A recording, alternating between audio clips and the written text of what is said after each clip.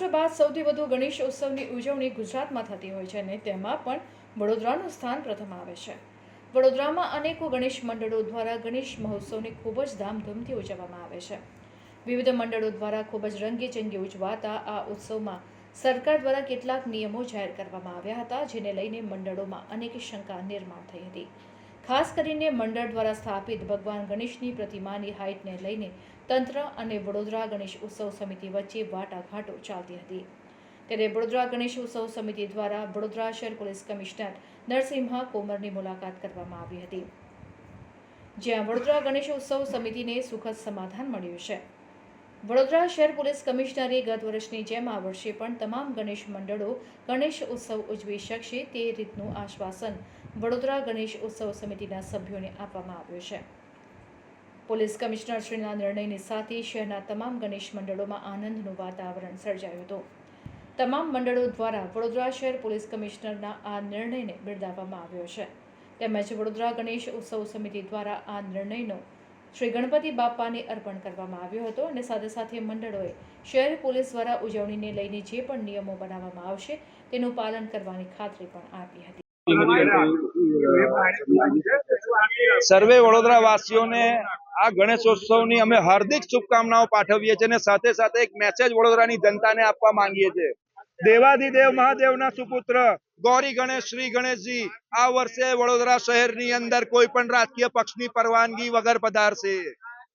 વડોદરા ગણેશોત્સવ સમિતિ આજરોજ police commissioner શ્રીને આવેદનપત્ર આપવામાં આવી હતી અને પોલીસ કમિશનર શ્રીને અમે લોકોએ રજૂઆત કરી હતી કે વડોદરા શહેર ગણેશોત્સવ આન બાન શાન સાથે ખૂબ શ્રદ્ધાપૂર્વક ખૂબ આસ્થાની સાથે આ વડોદરા ગણેશોત્સવ સમિતિની અંદર જ્યારે ઉજવાતો હોય ત્યારે આ ઉત્સવની ઉપર જે બાંધછોડ દ્વારા આપવામાં આવશે, બાંધછોડની સાથે અમે ગણેશોત્સવની ઉજવણી કરવા માટે અમે તમારા સાથે બંધાયેલા છે।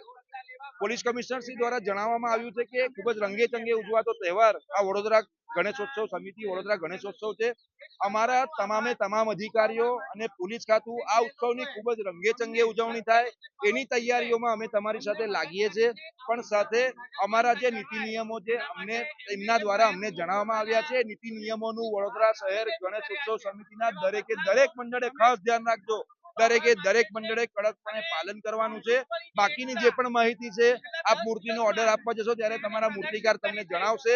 અમે વડોદરા શહેરની તમામ માતાઓ બહેનો, તમામ ગણેશ મંડળો, તમામ હિન્દુ સંગઠનો, તમામ ગ્રુપનો અમે સતત વંદન કરીએ છીએ કે આ તમારી સોશિયલ મીડિયાની તાકાત ગ્રાઉન્ડ પર ઉતરતા પહેલા કે 23 તારીખની રેલી પહેલા આપણને કોઈ પણ રાજકીય પક્ષની પરવાનગી વગર જ્યારે ગણેશોત્સવની પરવાનગી મળી છે એ તમારા સર્વેની જીત છે, તમારી આસ્થા, તમારી શ્રદ્ધાની જીત છે અને આપણે આ વડોદરા શહેરની ગણેશોત્સવની ઉજવણી જે પાછલા વર્ષોમાં જે રીતે કરી હતી એ રીતે ફરીથી આપણે કરી શકીશું।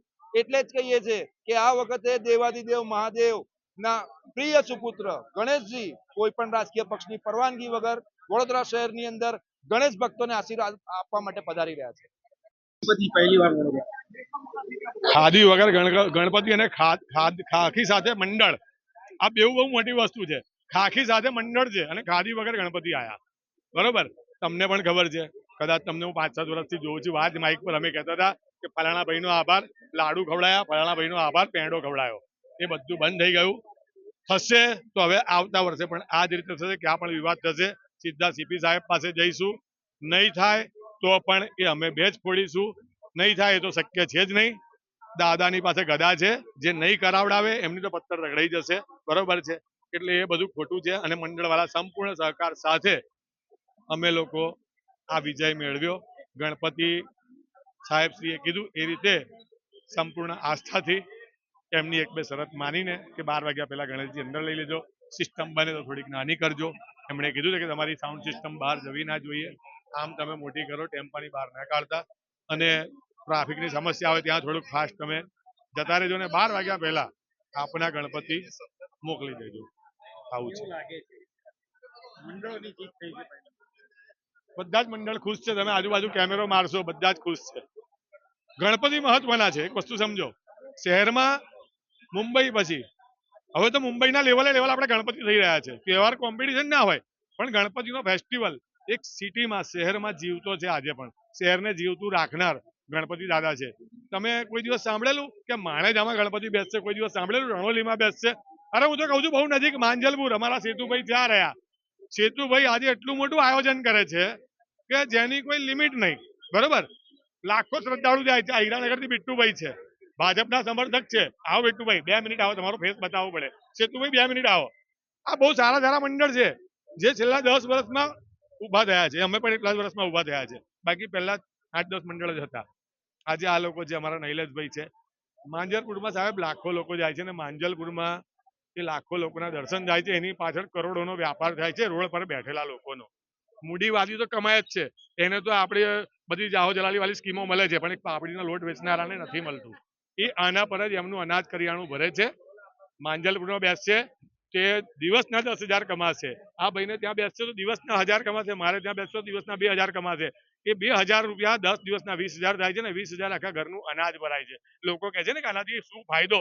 આ ફાયદો થાય છે. કેટલા લોકોને રોજી રોટી મળે છે એ નથી વિચારતા. એ લોકો કેટલી પાણીની બોટલ વેચનારો માણસ કેટલા રૂપિયા ઘેર લઈને જાય છે. અમે સાંભળીએ છીએ એમને કે આજે મેં 3000 રૂપિયા કમાઈ, બેટા મારે 10 દિવસમાં 35,000 કમાઈ, મારું ઘરનું અનાજ ભરાઈ ગયું.